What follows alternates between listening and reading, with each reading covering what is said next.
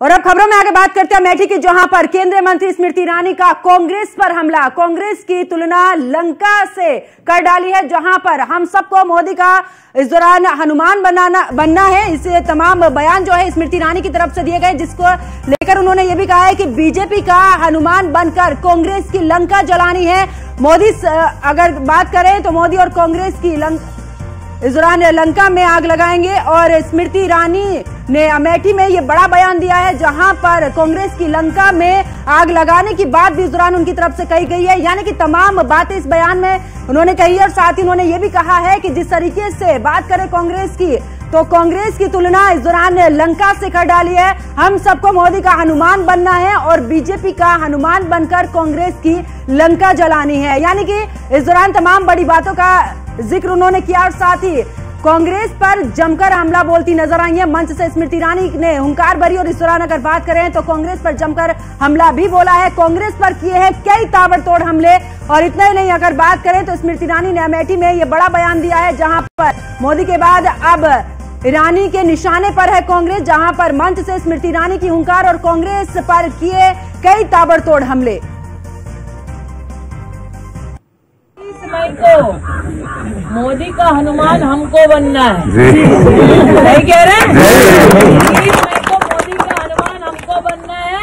कांग्रेस की भ्रष्ट लंका में अपनी पूंछ से आग लगाना और बूथ पर जाकर कमल का बटन दबाना है। राष्ट्रभक्त मोदी को जिताना है, नहीं कह रहे? 30 मई को मोदी का हनुमान हमको बनना है, नहीं कह रहे? 30 मई को मोदी का हनुमान हमको बनना है। कांग्रेस की भ्रष्ट लंका में अपनी पूंछ से आग लगाना और बूथ पर जाकर कमल का बटन दबाना है। राष्ट्रभक्त मोदी को जिताना है, नहीं कह रहे?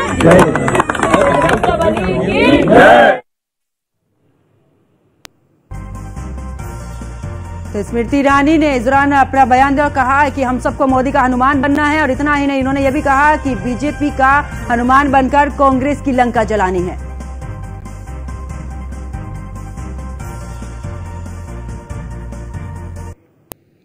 और ज्यादा जानकारी के साथ हमारे सहयोगी हंसराज हमारे साथ में जुड़ चुके हैं। हंसराज, अगर बात करें स्मृति ईरानी की तरफ से कांग्रेस पर इस तरीके से हमला बोला गया है और साफ तौर पर कहा गया है कि हम सबको मोदी का हनुमान बनना है और उसके बाद कांग्रेस की लंका जलानी है। बिल्कुल, ईरानी लगातार जो है अमेठी में बनी हुई है और अमेठी लोकसभा क्षेत्र में लगातार वो दौरा कर रही हैं। सामाजिक कार्यक्रम में पहुंच करके लोगों से लगातार बातचीत कर रही हैं और लोगों से मुलाकात कर रही हैं। आज वहीं केंद्रीय मंत्री स्मृति ईरानी जगदीशपुर विधानसभा के कई गांवों में जो है आज उनका दौरा लगा है। केंद्रीय मंत्री स्मृति ईरानी जगदीशपुर विधानसभा में आज जो है मौजूद हैं और उन्होंने एक कार्यक्रम में पहुंच करके जो है लोगों से बातचीत किया और उन्होंने साफ तौर पर कहा कि हमें मोदी का हनुमान बन करके और पूंछ में आग लगा करके कांग्रेस भ्रष्ट रूपी कांग्रेस में आग लगाना है। तो जिस तरह से लगातार केंद्रीय मंत्री स्मृति ईरानी मिल रही हैं और लगातार गांधी परिवार व कांग्रेस पर व राहुल गांधी पर हमलावर हैं, तो साफ तौर पे ये देखा जा रहा है कि केंद्रीय मंत्री स्मृति ईरानी लगातार राहुल गांधी पर हमलावर दिख रही हैं और वही लोगों से मुलाकात भी कर रही है। जी बिल्कुल हंसराज, अगर बात करें क्योंकि अमेठी कांग्रेस का गढ़ माना जाता और पिछली बार की अगर हम बात करें तो बीजेपी ने कांग्रेस के गढ़ को पूरी तरीके से ध्वस्त किया है। ऐसे में जब इस बार चुनाव की बात आ रही है और ऐसे में स्मृति ईरानी इस तरीके से उनका बयान सामने आ रहा है कि आखिरकार कांग्रेस जो है चाहे अगर वापसी करने की सोच भी रही है तो आखिरकार अपने जहन से वो सब निकाल दे। बिल्कुल, हम आपको बता दें कि अगर 2019 की बात करें तो केंद्रीय मंत्री स्मृति ईरानी कांग्रेस का गढ़ अमेठी में जो है कमल खिलाया था, भगवा झंडा फहराया था और उन्होंने लगभग 53,000 से ज्यादा वोटों से जो है उन्होंने जीत दर्ज कराई थी। और वही लगातार 5 साल से केंद्रीय मंत्री स्मृति ईरानी लगातार बनी हुई हैं और अमेठी में लोगों के पास जा रही हैं, लोगों की समस्याओं को भी सुन रही हैं और लगातार जो है वो लोगों के बीच में बनी हुई हैं और अपना प्रचार भी कर रही हैं। वहीं जो है केंद्रीय मंत्री स्मृति ईरानी आज विधानसभा जगदीशपुर क्षेत्र में जो है कई गांव का दौरा कर रही हैं और लोगों के बीच में जा रही हैं। तो साफ तौर पे देखा जा रहा है कि जिस तरह से केंद्रीय मंत्री स्मृति ईरानी पिछले चुनाव 2019 में 53,000 से ज्यादा वोटों से विजय हासिल किया था और जिस तरह से इस बार वो मेहनत कर रही हैं और लगातार लोगों के बीच में जा रही हैं, कहीं ना कहीं वो लाखों वोट से जो है अपना जो है जीत दर्ज कराने का लगातार प्रयास कर रही है। बिल्कुल हंसराज, क्योंकि बीजेपी की तरफ से अपनी सीट बचाना ही नहीं, वोट बैंक को बढ़ाना भी है और यही वजह रही है। क्योंकि जिस तरीके से आज स्मृति ईरानी ने बयान दिया है कि मोदी कांग्रेस की लंका जलाएंगे, यानी कि हनुमान की तरह काम करेंगे और हमें भी उन्हीं की तरह काम करना है और पूरे तरीके से बीजेपी के पक्ष में वोट को लेकर भी जनता के बीच में उन्होंने अपील भी की है। जी बिल्कुल, लगातार जिस तरह से केंद्रीय मंत्री स्मृति ईरानी लोगों के बीच में जा रही है और जो है कमल के फूल पर मतदान करने की अपील कर रही हैं और वहीं बीच में जिस तरह से ये बयान आया है कि हमें भ्रष्ट रूपी कांग्रेस को बिल्कुल वापस लौटती हूँ हंसराज और हमारे साथ में सुरेंद्र राजपूत जुड़े हुए हैं, कांग्रेस प्रवक्ता। सुरेंद्र जी, आखिरकार अगर बात करूं जिस तरीके से स्मृति ईरानी ने आज बयान दिया है कि कांग्रेस की लंका जलानी है, किस ओर इशारा उनका? क्योंकि पहले जिस तरीके से कांग्रेस का गढ़ मानी जाती थी अमेठी, वहां पर पूरे तरीके से उसे ध्वस्त करके कमल खिलाया, वैसे में इस तरीके के बयान बीजेपी की तरफ से? देखिए, आज हनुमान जयंती है और भगवान हनुमान की जयंती पर जो लोग भी भगवान हनुमान का नाम राजनीति के लिए प्रयोग करेंगे वो पाप के भागी होंगे, श्राप के भागी होंगे, नरक के भागी होंगे और हनुमान जी की गदा उनके ऊपर बड़े बम से पड़ेगी और वो कहीं के नहीं रहेंगे, वो खुद ही लंका में चले जाएंगे। तो आज की डेट में हमारी लंका के जलाने वाले लोग, क्योंकि खुद की लंका लगी हुई है, तभी वो प्रधानमंत्री जी पता नहीं अनाप शनाप क्या बक रहे हैं, पता नहीं स्मृति ईरानी जी अनाप शनाप क्या बक रही हैं, पता नहीं अमित शाह जी अनाप शनाप क्या कह रहे हैं। क्योंकि भारतीय जनता पार्टी को अपनी चुनाव की हार साफ साफ दिख रही है, इसलिए ये लोग धर्म के पीछे छुप रहे हैं। ऐसे लोगों को चुनाव आयोग को ध्यान देना चाहिए, संज्ञान लेना चाहिए और धर्म का उपयोग करने के नाम पर ऐसे लोगों का चुनाव का बहिष्कार होना चाहिए और इनके खिलाफ मुकदमा होना चाहिए।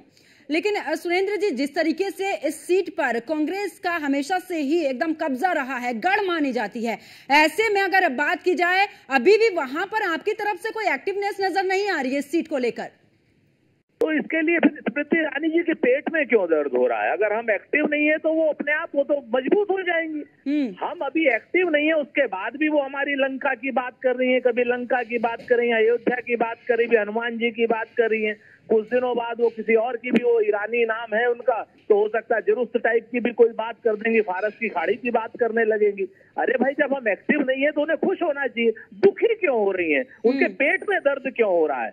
वो आखिर में हमें ये बताइए कि लगातार चोरी करते हुए पकड़ी जाती हैं, कभी हमारे यहाँ का फूड पार्क चुराती हैं, कभी अमेठी का फूड पार्क चुराती हैं, कभी अमेठी की फैक्ट्री चुराती हैं, कभी पता नहीं क्या क्या चुराती हैं। तो आप इस चीज को देखिए ना, स्मृति ईरानी जी से पूछिए कि ये भाई अमेठी में चोरी नहीं चल पाएगी आपकी, आप परेशान मत होइए। अमेठी की जनता आपको 5 साल के अंदर पहचान चुकी है, आपकी ठगी को पहचान चुकी है। आप मूल रूप से ठगी की है अभी तक अमेठी की जनता से, उसका जवाब अमेठी की जनता आपको देगी। हाँ, लेकिन सुरेंद्र जी, इस दौरान अगर बात करें, वो तो तमाम विकास की बातें कर रही हैं, कह रही हैं भले ही राज कांग्रेस का रहा हो, कोई काम नहीं किया है अमेठी में, और जब से बीजेपी ने कमान संभाली तब से तमाम विकास कार्य हुए हैं, और ऐसे में आपके ऊपर तमाम आरोप लगा रही हैं। देखिए, अमेठी के विकास के नाम पर उन्होंने वहां के अस्पताल को बंद कराया, संजय गांधी हॉस्पिटल को, जहां लोगों को मुफ्त में चिकित्सा मिलती थी। किसी प्राइवेट हॉस्पिटल को देने का उन्होंने साजिश रची। विकास के नाम पर उन्होंने अमेठी की सड़कें तोड़वाई। विकास के नाम पर उन्होंने कहीं ना कहीं आप देखिए कि कल कारखाने बंद करवाए। विकास के नाम पर उन्होंने फूड पार्क को वहां से अमेठी से हटाया। ये विकास किया या विनाश किया, ये अमेठी की जनता उनको जवाब देगी। ठीक है, चलिए, बहुत बहुत शुक्रिया सुरेंद्र राजपूत हमारे साथ जुड़ने के लिए और अपना पक्ष रखने के लिए। तो देखिए, आज अगर बात की जाए तो स्मृति ईरानी की तरफ से एक कांग्रेस पर जमकर हमला बोला गया है। उन्होंने कहा है कि मोदी का हनुमान बनना है और कांग्रेस की लंका जलानी है, और इसी को लेकर अगर बात की जाए तो तमाम बयान उनकी तरफ से आए हैं। और इसी को लेकर हमारे सहयोगी हंसराज लगातार हमारे साथ में बने और साथ ही हमारे साथ में हमारे सहयोगी एसके वाजपेयी भी हमारे साथ में बन चुके हैं।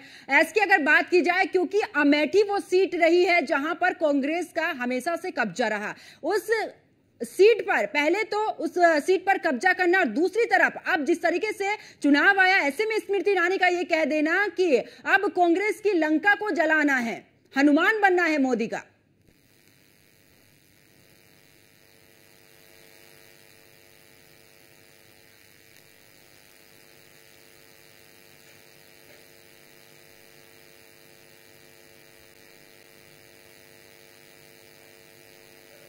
एसके, मेरी आवाज मिल पा रही है? एक बार फिर से जुड़ने की कोशिश करेंगे। हंसराज, अभी जिस तरीके से कांग्रेस प्रवक्ता भी इस दौरान हमसे बात कर रहे थे, जब उनसे सवाल किया गया, उन्होंने साफ तौर पर हंसराज ये भी कहा है कि आखिरकार बीजेपी डरी हुई है और इसी वजह से यहां पर वो इस तरीके के बयान दे रहे हैं। अब ऐसे में अगर बात की जाए, क्या लगता है वहां पर किस तरीके से कौन सी चीज सबसे ज्यादा मजबूत नजर आ रही है? प्रवक्ता जी ने कहा, हम तो साफ तौर पर ये कहेंगे कि डरने की बात थी तो 2019 में डरने की बात थी, जब उन्होंने यहाँ पर जो है जीत दर्ज नहीं कराई थी। 2019 से लगातार स्मृति ईरानी जो है डर करके जो है उन्होंने इलेक्शन लड़ा और जिसमें की जीत दर्ज कराया और कांग्रेस के गढ़ को ढाया था। तो डरने की बात कहाँ से आ गई? अभी तक तो कांग्रेस ने अपना प्रत्याशी भी नहीं घोषित किया है और वही स्मृति ईरानी की बिल्कुल वापस लौटती हूँ हंसराज, और हमारे साथ में राज्यसभा सांसद दिनेश शर्मा हमारे साथ में जुड़ चुके हैं। दिनेश सर, बहुत बहुत स्वागत है आपका न्यूज़ 1 इंडिया पर। सर, जिस तरीके से आज अमेठी में स्मृति ईरानी की तरफ से बयान आया है कि हमें कांग्रेस की लंका जलानी है और हमें मोदी के हनुमान बनना है, और साथ ही अब जिस तरीके से 400 पार का नारा है उसको लेकर अमेठी में इस तरीके का बयान उनकी तरफ से आया है। देखिए, लंका का सीधा सा तात्पर्य आज छोटे बच्चे से भी पूछे तो यही है। तो लंका शब्द का जो तात्पर्य होता है वो असत्य से है, वो अहंकार से है, वो अन्याय के साथ और न्याय के विरुद्ध है। जो हो वो लंका है। और स्मृति जी ने जो दिया उस इसी संदर्भ में दिया कि अन्याय कांग्रेस क्या कर रही है, वो अल्पसंख्यक के तुष्टीकरण के लिए कहते हैं कि हम जो है सर्वे कराएंगे, जो स्त्री धन का हम सर्वे कराएंगे, हम तमाम चीजों का सर्वे कराएंगे। आज उन्होंने जिस प्रकार से बांटने की हिंदू और मुसलमान में कोशिश करी है, ये निश्चित रूप में अन्यायपूर्ण है। ये लंका रावण भी यही करता था। रावण भी जो सत्य के साथ चलने वाले थे, विभीषण इससे लोग, उनको उसने निकाल दिया, और जो असत्य का प्रतीक लोग थे उनके साथ में उसने एक अन्यायपूर्ण कृत्य किया। तो मैं समझता हूँ कि जो उनका बयान रहा होगा लंका के प्रति, लंका एक प्रतीकात्मक सिंबल है असत्य का, अन्याय का, भ्रष्टाचार का और अहंकार का, और उसी से संबंधित उनका तात्पर्य ये निश्चित रूप में है कि कांग्रेस का आज जो कृत्य है कि हम सीए हटा देंगे आएंगे तो, अब ये सीए हटा देंगे क्यों? क्योंकि हम तुष्टीकरण करना है। आप कहते हैं कि पहला अधिकार अल्पसंख्यक का है, आप बहुसंख्यक और अल्पसंख्यक करके नीतियां बना रहे हैं। अल्पसंख्यक के लिए अलग से आप नीति बना रहे हैं कि हम उनके लिए ये अपीजमेंट का काम करेंगे। तो मैं समझता हूं कि इस प्रकार का जो विग्रह पैदा करने वाली नीति कांग्रेस की है वो अनीति है, और अनीति का प्रतीक लंका है। ठीक है, लेकिन सर इस दौरान संदर्भ में उन्होंने किया। हाँ, लेकिन सर इस दौरान कांग्रेस की तरफ से ये कहा जा रहा है कि आखिरकार जब आपने वहां पर विकास किया, आपने वहां पर काम किया है और पहले ही ये सीट आप जीत चुके हैं, तो ऐसे में इस तरीके का बयान क्यों देना? इसका मतलब ये है कि आप वहां पर डरे हुए हैं, ये कांग्रेस की तरफ से कहा जा रहा है। बयान इसीलिए देना, डरे हुए तो वो है जो अभी तक आपने प्रत्याशी नहीं घोषित किए हैं। डरे हुए राहुल जी हैं, स्मृति जी थोड़ी डरे हुए हैं। ये इसलिए देना पड़ा कि अभी उन्होंने अपने जो घोषणा पत्र है कांग्रेस का, उसमें इन बातों का उल्लेख किया है, इसलिए उनकी तुलना ये समसामयिक है, करना उनकी मजबूरी है। बिल्कुल, चलिए बहुत बहुत शुक्रिया सर हमारे साथ जुड़ने के लिए।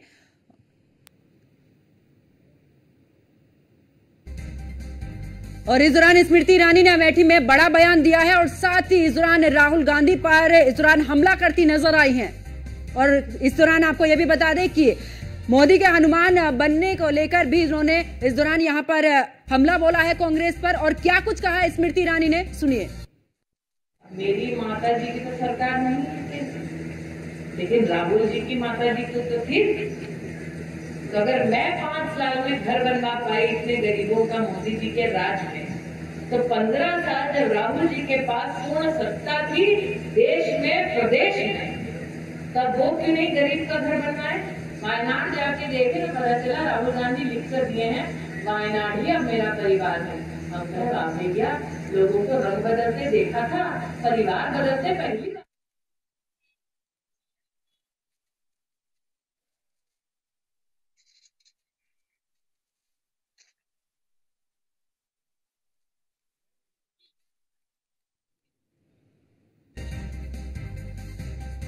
तो अमेठी में स्मृति ईरानी का कांग्रेस पर जमकर हमला, और साथ ही उन्होंने कहा है कि इस दौरान अब सभी को मोदी का हनुमान बनना है और कांग्रेस की लंका जलानी है।